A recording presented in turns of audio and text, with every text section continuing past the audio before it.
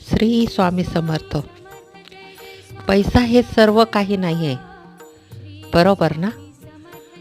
पण पैशासाठी सर्व काही आहे हे पण मान्य आहे. मेल्यावर संख्य काही येणार नाही हे माहिती आहे, पण जिवंतपणी सर्व सुखसुविधा गरजेच्या पण आहे, हो ना?